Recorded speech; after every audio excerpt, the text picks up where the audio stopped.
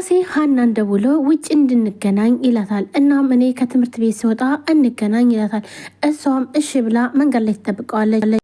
በሰላም ነው ደውለህ እፈልግሻለሁ ያልከኝ ትለዋለች።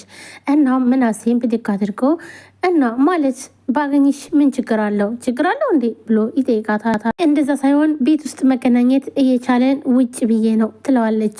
እሱን እየሄድን እናወራለን ይላትና መንገድ ላይ ይሄዳሉ። እየሄዱ እያለ እንዴ ታዲያ ዝም ብለን ለመሄድ ነው እንዴ የደወልክልኝ ትለዋለች። እሷም እየሄድን ለማውራት ነው የፈለግከኝ ብላ አረ እንደዛ እንኳን አይደለም እሺ እና ታዲያ ንገረኛ ለምን እንደፈለግከኝ ትለዋለች። ጠዋት እያናገርኩሽ ዝም ብለሽ ስለሄድሽ ወይንም ደግሞ ስለዘጋሽ ቀኑን ሙሉ ደብሮኝ ነው ያለው ብሎ ይላታል።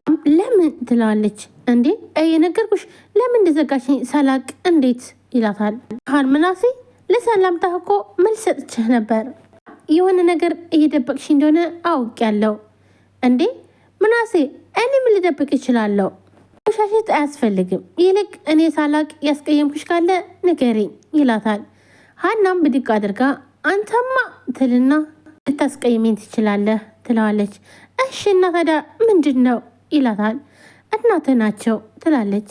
እናቴ ደግሞ ምን አደረገች ይላታል። ትላንት አንተ መኝታ ቤት ስንጫወት ነበር አይደለ? አይተውን ነበራ ትላለች። አዎ አይታን ነበር ይላል። ኋላ ከልጅ ራቂ ብለው ስላስጠነቀቁኝ ነው ጠዋት ምንም ሳልልህ የሄድኩትኝ ለዛ ነው ትለዋለች።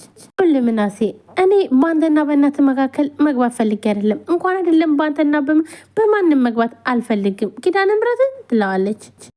ቆይ ምን እያልሽ ነው ይላታል። እሷም ኪዳነ ምሕረትን እኔ እንደዚህ አይነት ሰው አይደለውም ትለዋለች።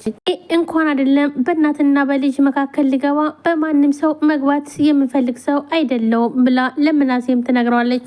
ተጨናንቀ ስላየሁ ነው አሁን የነገርኩ ትለዋለች። እሱም ብድግ አድርጎ አይ ሀንዬ በፍጹም እንደዛ ማድረግ የለብሽም መጨናነቅም የለብሽም ይላታል። እባክህ ዛሬ መገናኘታችንም ሆነ ለአንተ እንደነገርኩህ ለእናትህ እንዳትነግራቸው ትላለች። ማን ነው ምክንያቱም ሀና በጣም ስራዋን ትፈልገዋለች። እናቱ ደግሞ ከስራ ካባረረቻት ምንም አይነት ስራ የምታገኝበት ቦታ የለም።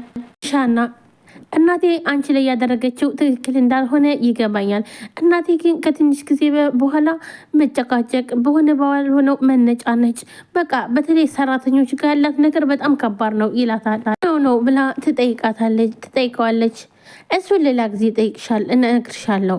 ነገር ግን እዚህ ድረስ ደውዬ ነኝ ስላልኩሽ በጣም ይቅርታ፣ አሁን እንሂድ ይላታል። አረ ችግር የለም እንዲሁም ስለመጣው በጣም ደስ ብሎኛል።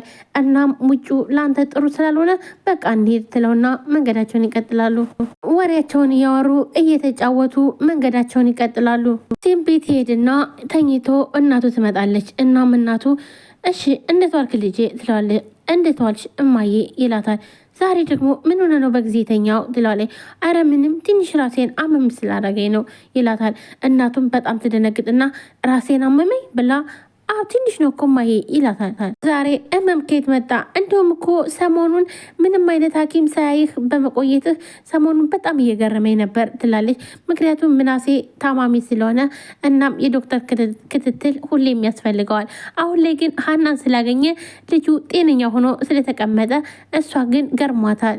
ብድግ አድርጎ የሰሞኑን ነገር እርግጠኛ ሁኜ ባልናገርም ምክንያቷ ሀና ትመስለኛለች ይላታል። ሀና ትልና ሀና ሰራተኛ ትላለች። የሆነ ፊቷን ቀይር ታረግና ምክንያቱም እናቱ ለሰራተኛ ያላት ክብር ዝቅ ያለ ስለሆነ ከዚህ ቤት ከገባች በኋላ ነው ህመሜ ይሄን ያክል ያልጠናብኝ ይላታል።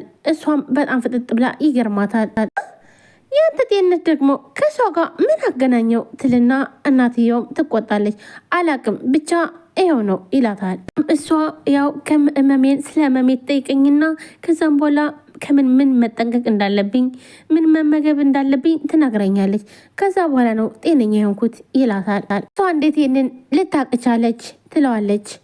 እንዴ ስለተማረች ይሆናላ እና ደግሞ ዛሬ ግን ያመመኝ ፀሐይ ስለመታኝ ነው የሚሆን ይላታል።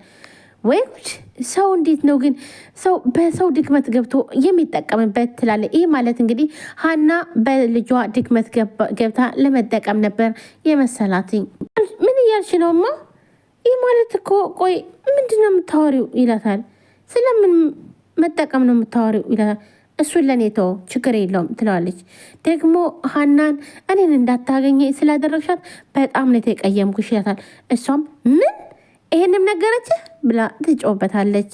ሽማ እኔ ይሄን ነገር የነገረችኝ አስጨንቂያት ነው። እናም ይሄን ነገር ደግሞ አንቺ ልጅ ከነገርሻትኝ የመጨረሻ እንጣላለን ይላታል። ልጄ ለአንድ ሰራተኛ ብለን ነው እኔ እናንተ የምንጣለው ትለዋለች። እማ አላቅም ሀና የቤታችን ሰራተኛ ሳትሆን እህቴ መስላ ነው የምትታየኝ አላቅም ብቻ ይላታል። ስታወራ ስትስቅ ሁሉ ነገር ሲሆን በጣም ነው ደስ የሚለኝ ይላታል። እናቱም እሱስ እውነትህን ነው እኔም አንዳንዴ ንዴቴን መቆጣጠር እያቃተኝ ነው እንጂ ልጅነቷ፣ ትትናዋ፣ ለሰው ያላት ክብር እንዲሁም በትምህርት ጎበዝ በመሆኗ እናም የድሮ ልጅነቴን ታስታውሰኛለች እና እኔ በጣም ልናገራትልና ከተናገርኳት በኋላ ከዛ በጣም ታሳዝነኛለች ትላለች። አንዳንዴማ እኮ ዘለሽ እቀፊያት የሚለኝ ነገር ይመጣል ትላለች እናቱም። ነገር ግን ሀና የማን ልጅ ነች?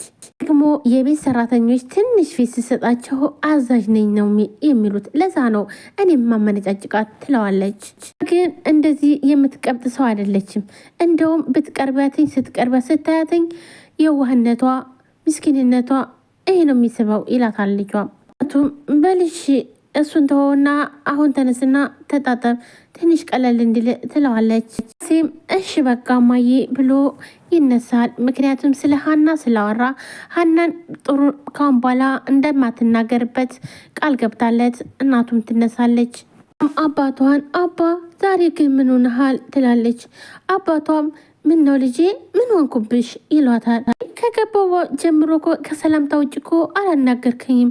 ቆይ ምን አጥፍቼ ነው